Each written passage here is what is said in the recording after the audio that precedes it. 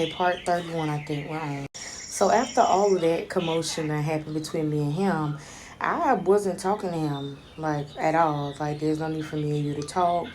There's nothing for us to communicate about. You said your piece, I said my piece. There was nothing else for us to talk about. Now, during this time, I want to say all that happened in August. So September goes by. I'm still in school and working. Now we get to October. My father, yes, my father contacted him, telling him that I had a warrant out for my arrest. Now, I know y'all probably think, like, why the hell would your daddy be contacting him? Because my dad is childish, okay? My dad lies and do shit just because, like I told y'all before, when he's with somebody, he's not a good dad. When he's not with somebody, he's a good dad. So, yeah, they made this whole lie about me having a warrant out for my arrest. It was crazy. Part 32, exactly. Yes, my father was the one to make sure he was locked up. But because I cussed my father out, due to what my baby brothers was telling me, and I know it was true because when I lived up north with my father, he was doing the same thing. So I cursed my dad out. So I guess because he felt some type of way that I cursed him and his wife and her kids out, he wanted to make up lies and call my daughter's dad and say I have a warrant out for my arrest. Now, if anybody ever been on any military base, they know they cannot enter a military base if they have like open warrants, things like that, because they have to basically take you in.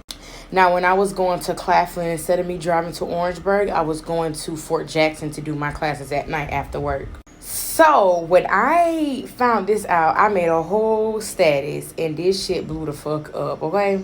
I'm gonna come back with receipts. Part 33. So I pull up to the gate at Fort Jackson and I was trying to be funny. And I was like, excuse me, ma'am, can you scan my ID? So she scanned my ID. And I was like, does it show any warrants out for my arrest? Trying to be funny. I already know I don't, but just trying to be funny. She was like, no, if you had any warrants out for your arrest, you would not be out. I'm able to get on base. So I proceed to go to class. And then after class, I made this status. So this is the status that I made. Go ahead and pause it so y'all can read it. Y'all see the date, right? October 11, 2016. So I haven't spoken to her dad since August. And I haven't spoken to my dad all summer since I cussed him out. Now, after I made that status, somebody had commented on my status. And this somebody just happens to be his cousin. And I'm just thinking to myself, like, why are you commenting on my status? Like, I don't even talk to you. Y'all know I got receipts for that too. Okay, part 34. So after I was done making that post about, you know, my daughter's dad and my dad, his cousin decides to hop on a post. I'm not sure why the family is always wanting to come to bat for him. Like he's not a grown man. But yeah, this what happened.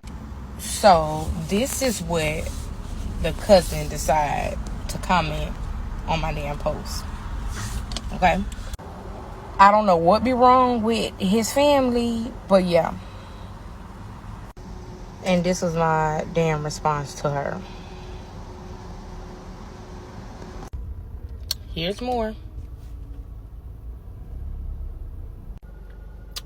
And here's more. At that point, I was over it because y'all always doing the most on my posts. Like, go check him, not me. The fuck? Part 35. So after all that happened of me and her going back and forth, I just went ahead and just blocked her. So at this point, anybody that was associated with him on social media, I blocked them.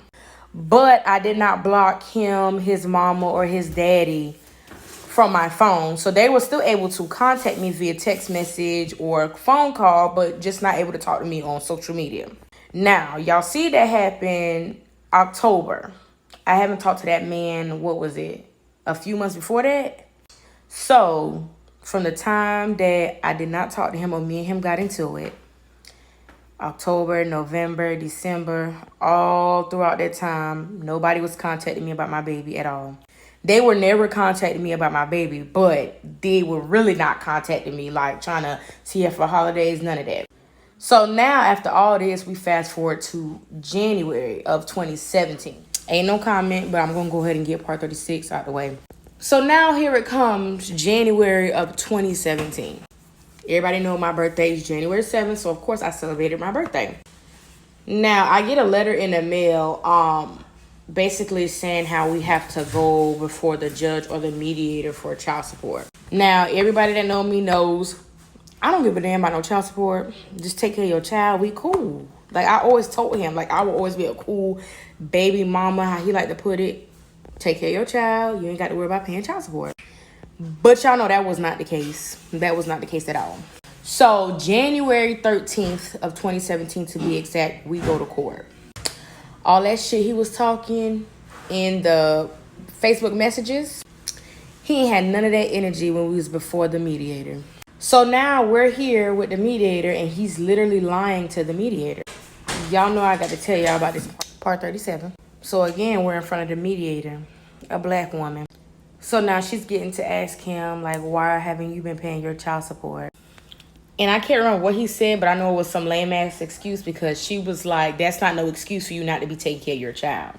And then he was like, well, she won't let me see my child, this, that, and the third.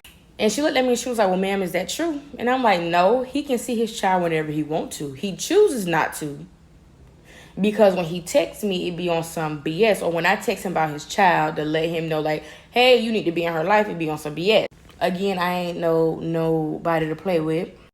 So I brought the proof to the mediator. And I let her read exactly what was going on. So now at this point, she's like, well, to be honest, both of y'all being petty, going back and forth. But why does it matter what she got going on with her fiance? Okay, part 38. So yeah, she's basically letting him know, like, it shouldn't matter what she got going on with her fiance. That should not stop you from taking care of your child. And in my head, I'm thinking, like, this is the same thing I've been trying to get him to understand. Like, sir, it don't got nothing to do with me and you. Me and you been done. We been stopped fooling around. This is about your child. But y'all know how baby mamas and baby daddies, well, some baby mamas and some baby daddies are. They be worried about each other instead of what's important. So now she's telling him, well, this is how much you need to be paying today, and this is how much you gonna pay going forward. So then she proceeds to get up and walk out the room because she had to go get something for us to sign. Now, in the midst of her getting out the room, me and him is left sitting in the room. Now he's trying to talk to me. In my head, I'm thinking, like, bro, ain't nothing for us to talk about. If you're not talking about my baby, ain't nothing for us to talk about. He goes and said, I don't know why you sitting around here and want to tell these people all this stuff. It ain't got nothing to do with that. Just a whole bunch of BS he was talking about. I wouldn't pay him no money. Let's get into part 39. So now he's going on and on. Then he proceeds to tell me, you ain't even had to get the courts involved. It ain't got nothing to do with them. We could have kept this between us. And I'm thinking to myself, and I said out loud, bruh, I didn't get the courts involved. Your mother told my mother to put you on child support because that's the only way that y'all want to take care of my baby is if they have a DNA test. So since you wanted to lie to your mama, well, she should have minded her damn business, but she didn't. Now look what we're doing. He didn't say nothing after that. Then he got the audacity to say, and stop telling the courts that I denied her for the first 2 years of her life because that's not true. I'm like, do you know how stupid you sound? How old was she when you got a DNA test done? She was 2, about to be 3. So yes, you did deny my baby for the first 2 years of her fucking life. So, okay, part 40. So, after me and him been sitting in this room for a little minute, the mediator comes back. And I guess from the time the mediator left and him and me having a conversation and her coming back, he started to make up lies. So he just going in and I guess like spilling out lies out his mouth. Oh, she doing this and she ain't gonna let me do this. And I know my daughter and this, that, and the third. So I'm like, if you know your daughter, ma'am, just ask some questions. Simple questions like this. How do you spell her middle name? What is her middle name? What's her favorite color? What does she like to eat?